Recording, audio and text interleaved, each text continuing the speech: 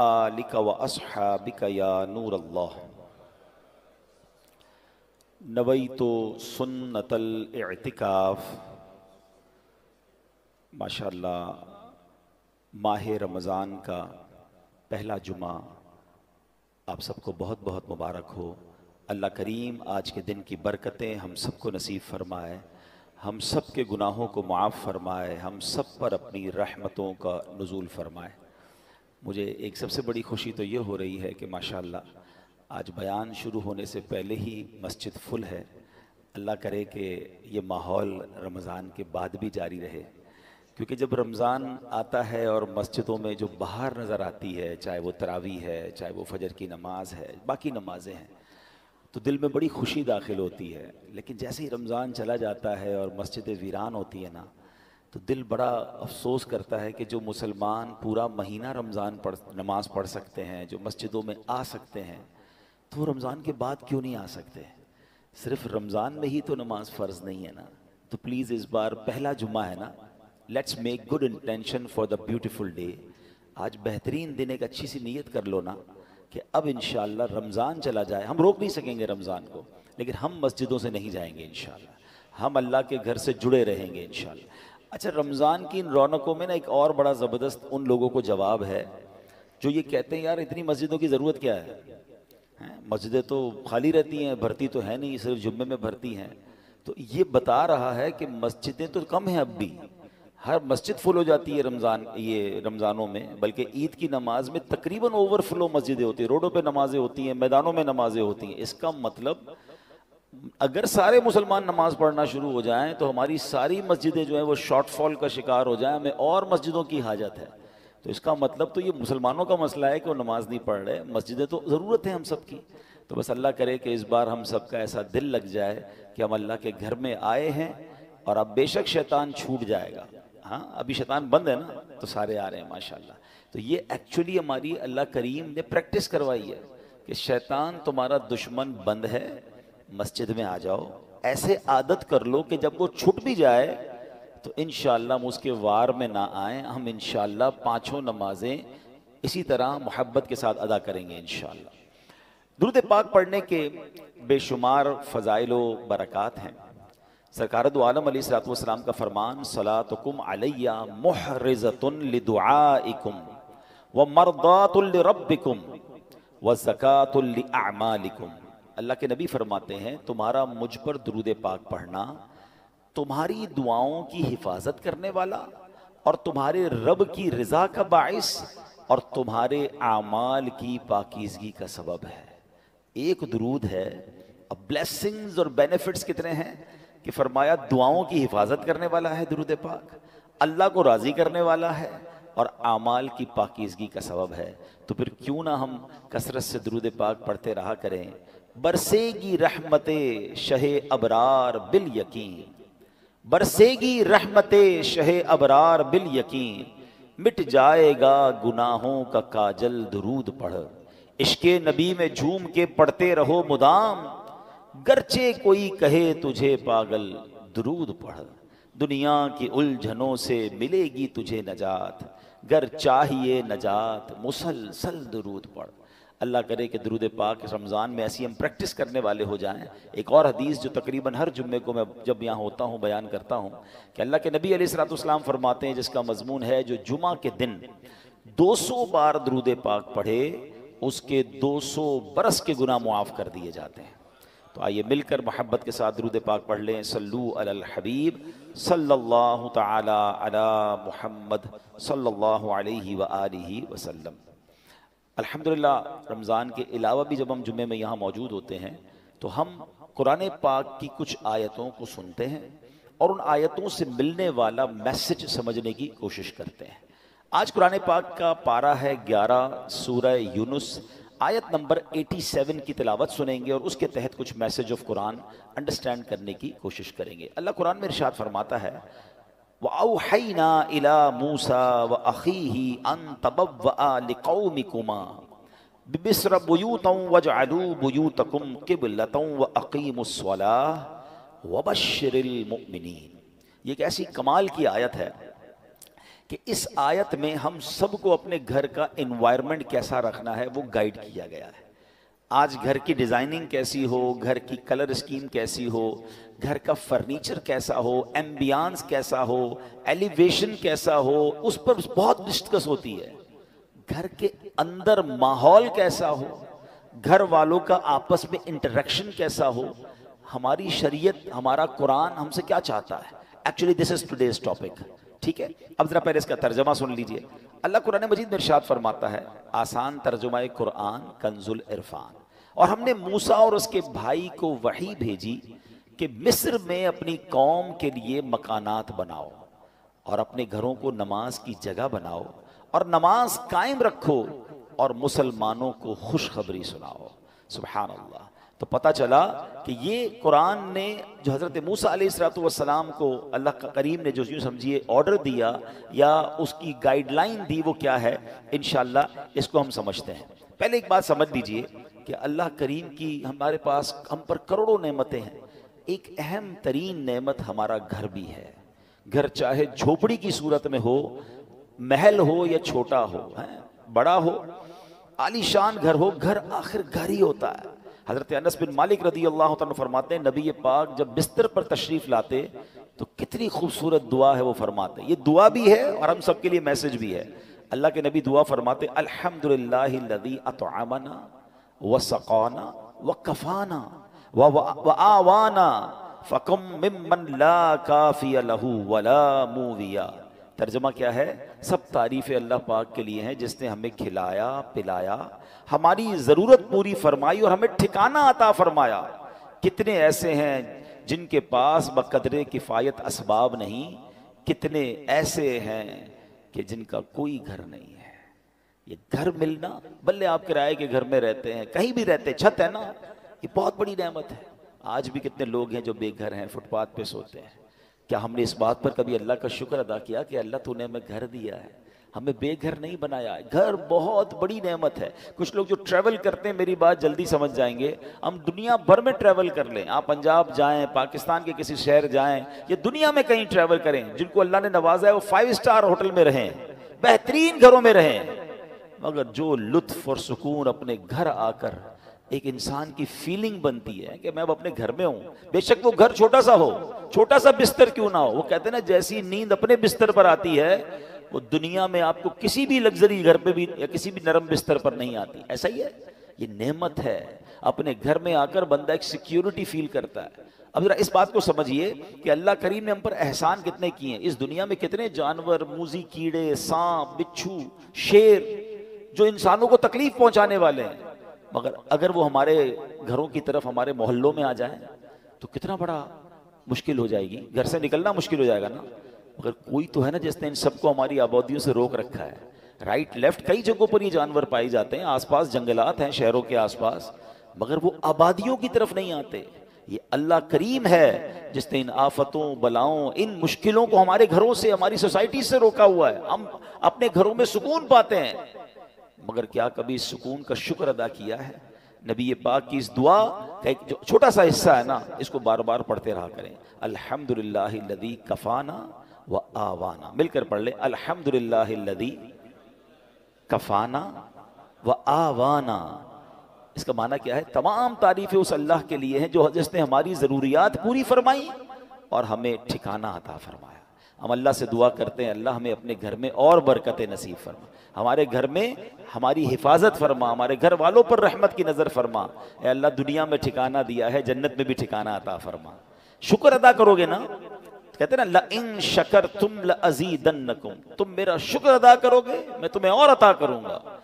जो बड़े बड़े घरों में रहकर भी कुछ लोग नाशुक्रे हैं और कुछ छोटे से बिस्तर पर सोकर भी अल्लाह का शुक्र अदा कर रहे हैं। कमाल तो ये है ना कि शुक्र ज़बान पर हो, शिकवा नहीं होना चाहिए। लेकिन मेरे प्यारे इस्लामी भाइयों, अब जो टॉपिक है एक्चुअली कि घर के अंदर का माहौल ये कितना ज़रूरी है, अच्छा होना, नेक माहौल होना। नबी पाक की हदीस है, सलामतुर रजुलि फिल फितना अन यल्ज़म बैतहू, फरमाया फितनों में सलामती की राह यह है कि बंदा अपने घर को लाजिम पकड़ ले। एक बार नबी पाक अलैहिस्सलाम ने फितनों का जिक्र किया तो हजरत उकबा बिन आमिर रदी अल्लाह तआला अन्हु ने पूछा, या रसूल अल्लाह सल्लल्लाहु अलैहि वसल्लम, उस वक्त नजात कैसे होगी जब फितनों का दौर आ जाएगा, कयामत के करीब फितनों का दौर होगा। तो नबी पाक ने एक फार्मूला दिया। आका ने फरमाया, अमलिका अलैका लिसानक, जब फितने फैल जाएं तो 3 काम करना, ठीक है। अपनी जबान को अपने काबू में रखो, वल यसअका बैतुक, तुम्हारा घर तुम्हें काफी हो, ज्यादा बाहर ना निकलो, घर के अंदर वक्त गुजारो। फिर फरमाया, वब की अला खतीअतिक, अपनी खताओं पर आंसू बहाते रहो। फितनों का दौर हो तो अपनी जबान काबू में रखनी है, अपने गुनाहों पर रो रो कर माफी मांगते रहें और अपने घर में रहें। अच्छा, ये तो हदीस पाक है। अब उलमा फरमाते हैं कि ये शायद हमारे माशरे के लिहाज से ये हदीस इस तरह इम्प्लीमेंट नहीं हो पाती, क्योंकि आज कई लोगों के घरों का माहौल ऐसा है कि बंदा बाहर रहे तो शायद फितनों से बचा रहे। घर के अंदर लड़ाई है, झगड़े हैं, अमन और सुकून नहीं है। घर में पहुंचते ही दरवाजा बंद करके इंसान वो गुनाह कर रहा है कि जो बाहर नहीं करता। बाहर पूरा दिन बाजुकात काम काज में बिजी है तो उन गुनाहों का मौका नहीं मिल रहा, मगर घर के अंदर जाकर जब अपने रूम में है तो अब जनाब उसको वो कुछ करने का मौका मिल रहा है जो अल्लाह को नाराज करने वाला काम है। नबी पाक तो फरमा रहे, फितनों के दौर में घर को लाजिम पकड़ लो। मगर क्या घर ऐसा बनाया हमने कि जो फितनों से महफूज हो? हैं कई घर ऐसे हैं जहाँ गीबतों का दर बाजार है, कई ऐसे हैं जहाँ माँ बाप के साथ बच्चों की बदतमीजियां हैं, कई ऐसे हैं जहाँ भाई बहन एक दूसरे के खिलाफ बैठे हैं। घर के अंदर जाते ही जनाब फैमिली के अंदर एक ऐसा माहौल बना हुआ है कि वहां एक दूसरे की गीबतें हो रही हैं। नहीं, घर तो फितनों से बचने की जगह थी, घर तो सुकून की जगह थी। घर तो ऐसा होना चाहिए कि घर में जाए तो बंदा सोचे मैं रहमत वाली जगह पर आ गया हूं। मगर क्या हमने अपने घर के एनवायरनमेंट को ऐसा बनाया कि जिसको अल्लाह करीम ने कुरान में इरशाद फरमाया? आपको पता है जब कयामत का दिन होगा तो कुछ खुश नसीब वो होंगे जिन्हें सीधे हाथ में नामा अमाल दिया जाएगा। हम अल्लाह से दुआ करते हैं कि उन खुश नसीबों में हमें भी शामिल फरमाए। मगर कुछ मुजरिम वो होंगे जिनसे रब नाराज होगा, उसको उसके उल्टे हाथ में पीठ पीछे उसको नामा अमाल दिया जाएगा और ये बंदा उस दिन मौत मांगेगा, मगर उसे मौत मिलेगी नहीं। फिर उसे जहन्नम की भड़कती हुई आग में डाल दिया जाएगा। उस शख्स का जुर्म पता है क्या होगा? कुरान कहता है, इन्नहु कान फी अहलिही मसरूरा, यानी बेशक वो अपने घर वालों में खुश था। घर वालों में खुश था, ये जुर्म था। इसकी तफसीर में उलमा ने फरमाया कि अपने घर वालों के साथ घर के अंदर ख्वाहिशों, शहवतों, गुरूर और तकब्बुर में मुब्तला रहता था। घरेलू खुशियों में ऐसा मगन था कि आखिरत को भूल चुका था। लिहाजा ना खुद उसने अच्छे अमल किए, न घर वालों को अच्छे आमाल की तरगीब दिलाई, यूं ही गुनाहों में मसरूफ रहकर मौत के घाट उतर गया। आज कितने ऐसे हैं जिनके घरों में नमाजें हैं, कितने ऐसे हैं जिनके घरों में इबादत है? घर वालों में, घर वालों की क्या दीन की तरफ कोई तबलीग की?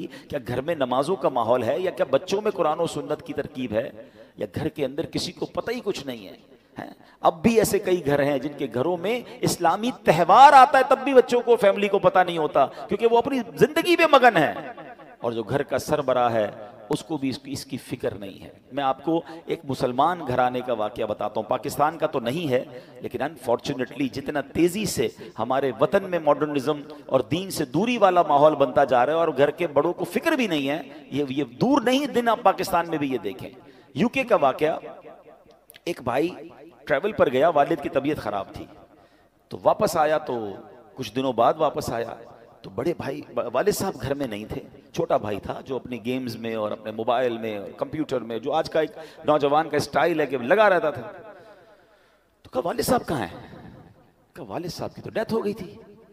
तो कहा मुझे इन्फॉर्म क्यों नहीं किया? कहा आप बिजनेस ट्रिप पे थे। मैंने कहा क्या जरूरत है डिस्टर्ब करने की, फ्यूनरल करना था, उनका आखिरी रसूमात अदा करनी थी, मैंने कर दी। तो कहा तुमने कैसे आखिरी रसूमात अदा की? जनाजा किधर हुआ? कौन से कब्रिस्तान में दफनाया? तो कहा जनाजा भी करना होता है। मैं तो गूगल पे गया, सर्च किया कि फ्यूनरल कैसे होता है, किसी का डेथ हो जाए तो how, what we have to do.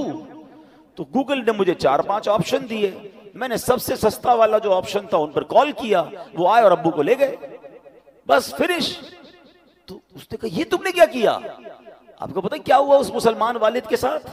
जब सर्च किया कि किस फ्यूनरल वाले को दिया है, तो जो सबसे सस्ता ऑप्शन था कि वो मैयतों को आग लगाया करते थे।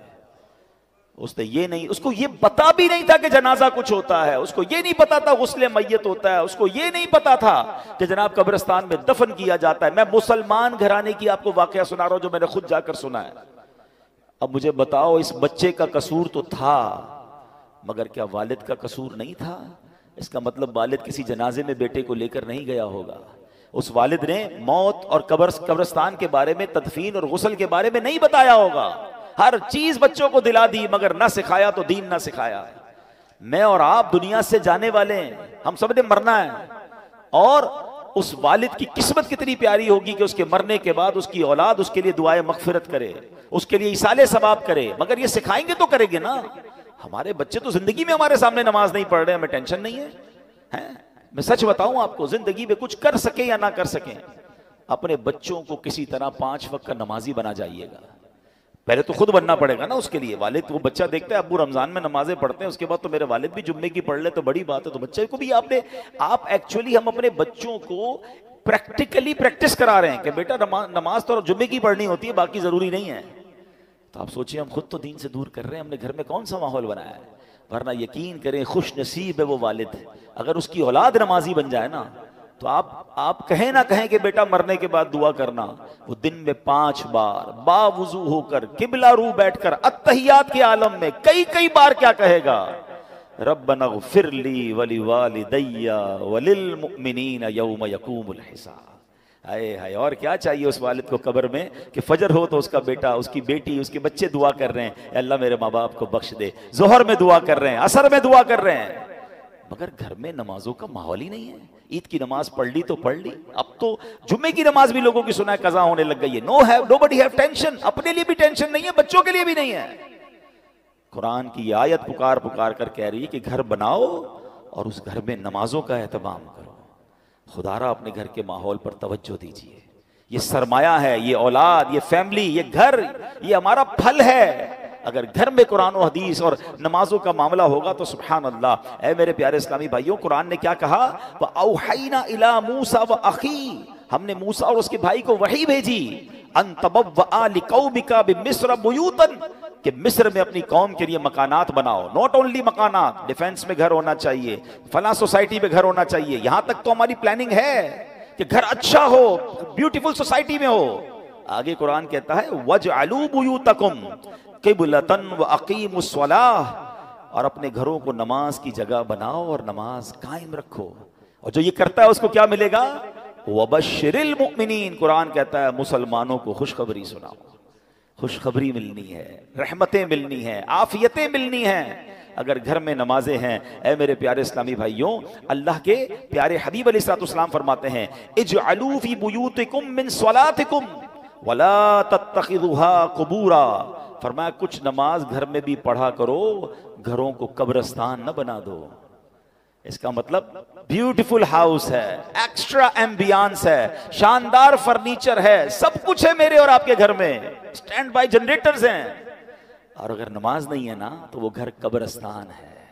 हम समझ रहे इतना लग्जरी घर को कब्रिस्तान, नबी ये पाक फरमा रहे हैं कि घर में नमाजें पढ़ो। ये मर्दों के लिए तो यही हुक्म होगा कि मस्जिद में आके पढ़ें, मगर कुछ नवाफिल घर में भी पढ़ें, कभी शराक चाश पढ़ें, कभी तहज्जुद पढ़ें, कभी दीगर नमाज के नवाफिल पढ़ें। मगर खवातीन घर की, बच्चे, यानी घर में अल्लाह करे ऐसा माहौल हो कि जब नमाजों का वक्त आए तो एक कमरे से तिलावत की आवाज आ रही हो, कहीं से नमाजों की पता चल रहा हो। माशाअल्लाह, कितने खुश नसीब है वो लोग जो घर जाते हो तो घर वाले नमाजें पढ़ रहे हैं। अभी होगा ये माहौल। Why I took this topic, कि अभी माशाल्लाह कई घरों में ये माहौल बन चुका होगा कि चले कुछ नमाजें हो रही होंगी, कुछ घर में तिलावत भी हो रही होगी, बट लेट्स कंटिन्यू। ऐसा नहीं फरमाया नबी पाक ने कि साल में एक बार नमाजें पढ़ो, फरमाया अपने घर को कब्रिस्तान न बनाओ, उसमें नमाजें पढ़ो। ऐ मेरे प्यारे इस्लामी भाइयों, एक और जगह प्यारे आका फरमाते हैं, अक्रिमू बुयूतकुम बिबादी सलातिकुम, यानी कुछ नमाजों के जरिए अपने घरों की इज्जत बढ़ाओ। आप चाहते हैं ना घर की इज्जत बढ़े, आए है, जिस घर में नमाजें होती हैं नबी पाक ने फरमा दिया तो हक है उस घर की पूरे मोहल्ले में इज्जत हो जाएगी। आज भी देखिए उलमा के घर, इमाम साहिबान के घर लोग दुआ करवाने आते हैं, घर में नमाजें हो रही हैं ना, इबादत हो रही है, अल्लाह उस घर को मुमताज कर देता है। हम समझते हैं एक्स्ट्रा लाइट लगाऊंगा, जरा खूबसूरत एलिवेशन करूंगा, जरा हटके डिजाइनिंग करूंगा तो वो सबसे मशहूर हो जाएगा। नहीं, इज्जत देने वाला रब है और अल्लाह के सबसे मुअज़्ज़ज़ बंदे, हैं। अल्लाह की मखलूक में सबसे बढ़कर इज्जत वाले कौन है? हमारे आका अलैहिस्सलातु वस्सलाम है। वो फरमा रहे हैं कि कुछ नमाजों के जरिए अपने घरों की इज्जत बढ़ाओ। नमाज के बारे में एक और हदीस सुनो, अस्सलातु इमादुद्दीन, नमाज दीन का सुतून है। मुझे बताएं ना, हमारे घर के पिलर निकाल दें तो घर तो गिर जाना है ना। ये तो ईमान का पिलर है, मगर इसकी फिक्र नहीं है। तो आए मेरे प्यारे इस्लामी भाइयों, हमें अपने घरों के माहौल को अच्छा करना है। अपने बच्चों की तरबियत की फिक्र कीजिए, उन्हें वक्त दीजिए। आजकल जो माहौल है, मैं इशारा करके गुजर जाऊंगा, हर थोड़े दिनों बाद आपको सोशल मीडिया पर न्यूज़ मिल रही हैं, इलेक्ट्रॉनिक प्रिंट मीडिया में न्यूज़ मिलती है कि फ़लाँ बच्चे ने फ़लाँ काम कर दिया, फ़लाँ ने फ़लाँ को कत्ल कर दिया, फ़लाँ ने फ़लाँ को जला दिया, फ़लाँ स्कैंडल में पकड़ा गया, फ़लाँ जनाब मुंशियात में मामलात में आ गया, फ़लाँ ड्रग्स का काम कर रहा है, फ़लाँ कंप्यूटर पे बैठ के क्या कुछ कर रहा है, स्कैम्स कर रहा है। ये हमारे इलाके में, हमारे शहरों में, हमारे मुल्कों में हो रहा है ना। हम क्यों इंतजार कर रहे हैं कि ये आग मेरे घर में जब आएगी फिर गौर करूंगा?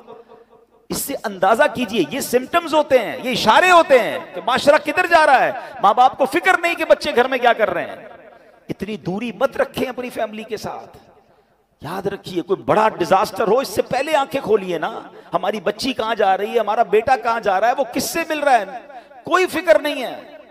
वो कहते हैं ना अपने बच्चों के तुम दोस्त बन जाओ, इससे पहले कि कोई ऐसा दोस्त बन जाए जो उसकी आखिरत और दीन और दुनिया सब बर्बाद कर दे। बहुत बुरा हाल है। प्लीज थोड़ा वक्त दीजिए।